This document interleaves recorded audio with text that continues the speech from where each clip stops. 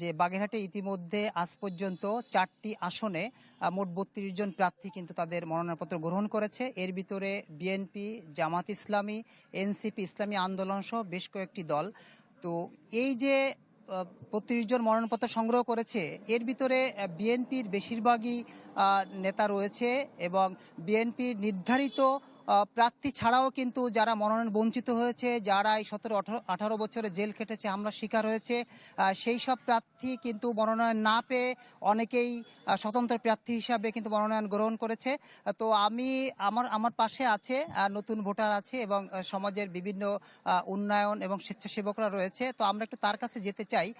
আমি প্রথমেই যদি একটু কথা বলি, যে এখানে আছে আমার সঙ্গে যেখানে একজন স্টুডেন্ট যিনি মাদ্রাসার ফাজিল পড়েন, এবছর নতুন ভোটার হয়েছে, তার সাথে যদি আমরা একটু কথা বলি যে এবছর আপনি যে ভোট দিবেন, নতুন ভোটার হয়েছে, অতীতে আমরা দেখেছি অনেকে ভোট দিতে পারেনি। তো এই বিষয়টা নিয়ে আপনার অনুভূতিটা কি, বা আপনি ভোট দিতে কিভাবে চান, বা অতীতে যেটা আপনি শুনেছেন সেই বিষয়টা যদি আমাদের একটু সংক্ষেপে বলেন। বিগত ফ্যাসিস্টদের আমলে দেখেছি আমরা মানুষ তার মৌলিক অধিকার ফিরে পায়নি এবং ভোটের অধিকারটুকু তারা হরণ করেছে।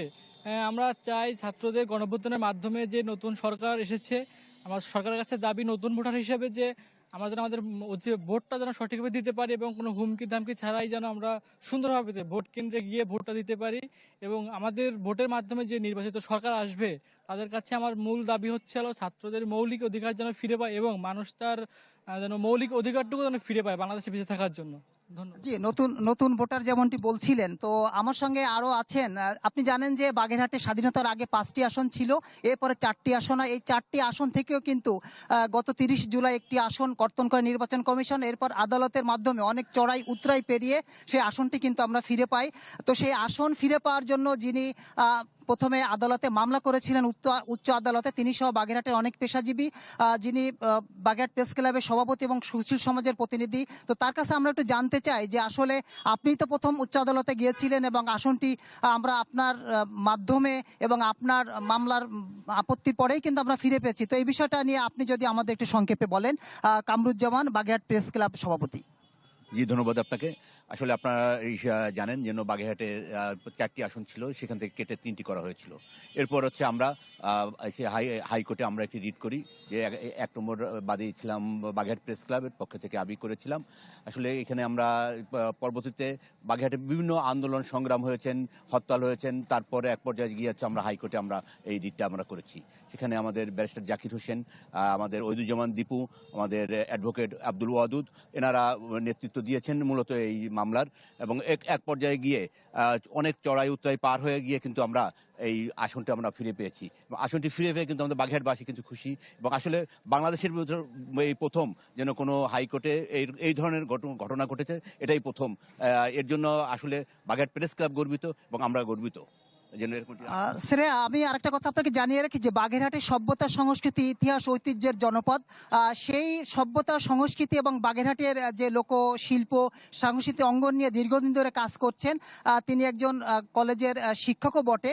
তো তিনি আসলে আগামী সরকার নির্বাচিত হলে তার কি চাওয়া, যে সাংস্কৃতিক অঙ্গনে কি ভূমিকা রাখতে পারে সরকার, সেই বিষয়ে আমরা একটু যেতে চাই লোনা আপার মাধ্যমে। ধন্যবাদ চ্যানেল 24, আপনাকে অনেক অনেক ধন্যবাদ। সুন্দর একটা প্রশ্ন করেছেন যে আসলে বাগেরহাট শিল্প সাহিত্যের অঙ্গনে সবসময় সমৃদ্ধশালী একটি জেলা। এই জেলায় শিল্প সাহিত্যে এত বেশি সমৃদ্ধ, যেখানে খান জাহান আলীর পণ্যভূমি রয়েছে, ষাট গম্বুজ রয়েছে, সুন্দরবন রয়েছে। সংস্কৃতিতে বিভিন্ন এইখানকার যারা কবি সাহিত্যিক রয়েছেন তারা জাতীয় পর্যায়ে এবং বিশ্বের কাছে সমাদৃত। সেই শিল্প সাহিত্যের এই জায়গাটি আমরা দেখেছি যে আমাদের সাংস্কৃতিক যে মন্ত্রণালয় রয়েছে, সেই সাংস্কৃতিক মন্ত্রণালয়ে আমাদের বাজেটের সংখ্যা খুবই কম থাকে। ম্যাক্স, দেশের সবচেয়ে শক্তিশালী 52.5 এনগ্রেডের পিসিসি সিমেন্ট। আমরা চাই যে আগামীতে যে সরকার আসবে, এই সাংস্কৃতিক মন্ত্রণালয়ের আমাদের কাছে তাদের কাছে আমাদের দাবি যে আমাদের এই সংস্কৃতির এই বিষয়টাকে বিবেচনা করে বাজেটটা যেন আরও একটু বাড়িয়ে দিয়ে আমাদের বাংলাদেশের সংস্কৃতি সহ বাগেরহাটের সংস্কৃতিকে আমরা যেন আরও বেশি এগিয়ে নিয়ে যেতে পারি, সেটাই আমার প্রত্যাশা আগামী সরকারের কাছে।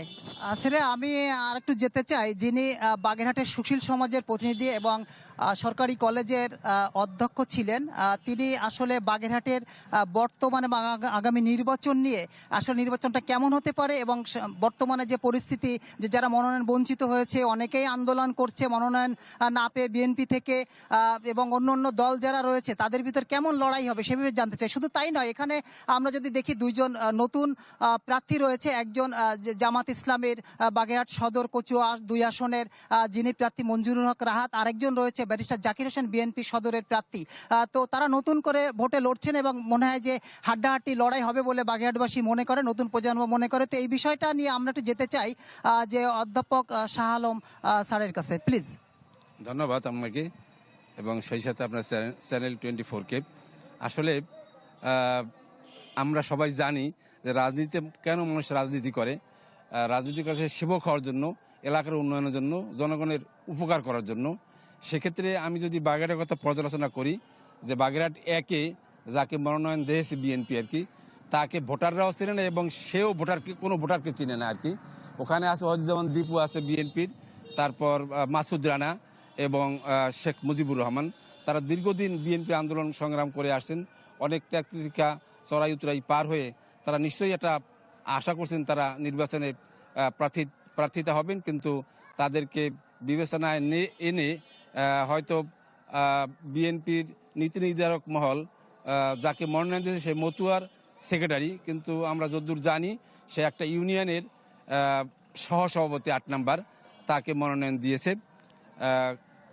আওয়ামী লীগের। সে মূলত আওয়ামী লীগের লোক, হয়তো তাকে মনোনয়ন দিয়েছে বিএনপি চিন্তা ভাবনা কি সেটা আমাদের সুদূর প্রশাসনিক তেমন আছে কিনা জানি না। তবে তার চেয়ে যারা যোগ্য মাঠে যারা ছিলেন রাজনীতি করছেন তাদেরকে দিলে আমার মনে হয় এইটা ভোটাররাই ভোট দিত এবং এলাকার ভোটাররা এখন খুব ক্ষুব্ধ প্রতিক্রিয়া ব্যক্ত করতেছেন। সেটা গেল বাগেরহাট 1-এর কথা। বাগেরহাট 2-এর ক্ষেত্রে আমি যতদূর জানি, আমি বাগেরহাট 2-এ এখন বসবাস করতেছি। এখানে প্রার্থী আছেন এখন বর্তমানে বিএনপির থেকে মনোনয়ন পেয়েছেন ব্যারিস্টার জাকির হোসেন, তিনিও অবশ্যই একজন যোগ্য ব্যক্তি এবং হাই কোয়ালিফাইড লোক, তিনি একজন আইনজীবী। কিন্তু মাঠে যিনি ছিলেন সেটা এম এ সালাম, তিনি 17 বছর দীর্ঘ সংগ্রাম চড়াই উতরাই পার হয়েছেন, তিনি মামলা হামলার শিকার হয়েছেন। মাঠে তিনি 17 বছর ধরে মাঠে ছিলেন, প্রত্যেকটা বাড়িতে তিনি প্রচার চালিয়ে গেছেন। তিনি শুধু বাগেরহাট না, তিনি সভাপতি হওয়ার জন্য বাগেরহাটের 9টি উপজেলায় কিন্তু প্রতিদিন তিনি করেছেন। যাই হোক, সেক্ষেত্রে আসলে আমাদের হাতে সময় বেশি নাই, তবে সুশীল সমাজের প্রতিনিধি অধ্যাপক শাহ আলম মহোদয় যেমনটি বলছিলেন যে আসলে এখানে 1 এবং 2 আসনে 1 এবং 3 আসনে 1 এবং 4 আসনে বিএনপির যে মনোনীত যে প্রার্থী রয়েছে, একজন আওয়ামী লীগের ইউনিয়নের সহসভাপতি ছিলেন আর একজন হিন্দু সম্প্রদায়ের একজন নেতা যাদের বিএনপিতে কোনো অবদান ছিল না, তারা এখানে বিএনপি মনোনীত প্রার্থী হয়েছে। এটা নিয়ে কিন্তু বাগেরহাটে অনেক চাপা ক্ষোভ চলছে, সে কথাই তিনি বলছিলেন। শুধু তাই নয়, যারা 17-18 বছর ধরে নির্যাতিত হয়েছে তারা অনেক বিএনপি নেতাকর্মী তারা কিন্তু মনোনয়ন বঞ্চিত হয়েছে, এটা নিয়ে আন্দোলন চলছে এবং তারপরেও তারা বসে নাই, তারা কেউ কেউ এখনো চেষ্টা করে যাচ্ছে এবং স্বতন্ত্র প্রার্থী হিসেবে অনেকে মনোনয়ন সংগ্রহ করেছে। তবে বাগেরহাটবাসী আশা করে আগামী নির্বাচনের মতো এই নির্বাচন হবে না, এখানে কোনো ভোট জালিয়াতি হবে না, দিনের ভোট রাতে হবে না এবং সবাই যেন তাদের ভোট সঠিকভাবে প্রয়োগ করতে পারে এবং নিরাপত্তাহীনতার সঙ্গে ভোট কেন্দ্রে যে তারা ভোট দিবে, এটাই বাগেরহাট পার্টি বিশ্বাস করে। এই ছিল বাগেরহাট থেকে সর্বশেষ ভোটের মাঠের খবর।